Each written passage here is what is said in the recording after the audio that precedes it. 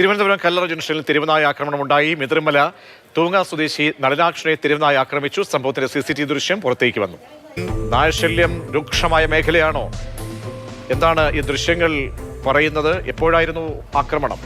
പ്രജീഷ്, ഇന്ന് രാവിലെ 11 മണിയോട് കൂടിയാണ് കല്ലറ പാങ്ങോടിന് സമീപത്ത് വെച്ച് ഈ ഒരു തെരുവുനായ ആക്രമണം ഉണ്ടാകുന്നത്. മിതിർമല സ്വദേശിയായ 65 വയസ്സുള്ള നളിനാക്ഷൻ ഈ ജംഗ്ഷനിലേക്ക്, കല്ലറ ജംഗ്ഷനിലേക്ക് ഒരു ആവശ്യത്തിനായി എത്തിയപ്പോഴായിരുന്നു അവിടെ വെച്ച് ഈ തെരുവുനായുടെ കടിയേറ്റത്.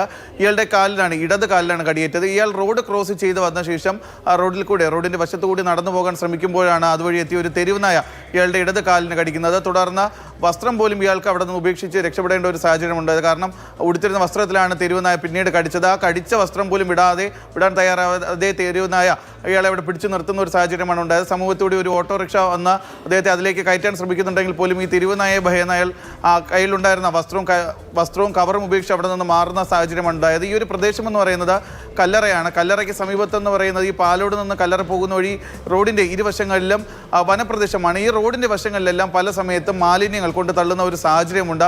ഇത്തരത്തിലുള്ള മാലിന്യങ്ങൾ കിടക്കുന്നത് കൊണ്ടാണ് പല ഭാഗങ്ങളിൽ നിന്നും ഈ തെരുവുനായകൾ ഈ പ്രദേശത്തേക്ക് കൂട്ടമായി എത്തുന്ന ഒരു സാഹചര്യമുള്ളത്. അത് മുൻപും തെരുവുനായ ആക്രമണം ഈ പ്രദേശത്ത് റിപ്പോർട്ട് ചെയ്തിട്ടുണ്ട്. ഇതിൻ്റെ അടിസ്ഥാനത്തിൽ പഞ്ചായത്തിൻ്റെ ഭാഗമായി ഈ പ്രദേശത്ത് നിന്ന് റോഡിൻ്റെ വശങ്ങളിൽ ഉപയോഗിച്ച മാലിന്യങ്ങൾ പലതവണ നീക്കം ചെയ്തുവെങ്കിൽ പോലും പിന്നീട് പുറത്തുനിന്നുള്ള, അതായത് നാട്ടുകാർ മാത്രമല്ല പുറത്തുള്ള പ്രദേശത്തു നിന്നുള്ള ആളുകൾ പോലും ഈ നാട്ടിലേക്ക് എത്തി ഈ റോഡിൻ്റെ വശങ്ങളിൽ, വനപ്രദേശമായതുകൊണ്ട് തന്നെ അവിടെ നോക്കാൻ ആരുമില്ല എന്ന് പറഞ്ഞുകൊണ്ട് റോഡിൻ്റെ വശങ്ങളിൽ മാലിന്യം ഉപേക്ഷിക്കുന്ന ഒരു സാഹചര്യമാണ് ഉള്ളത്.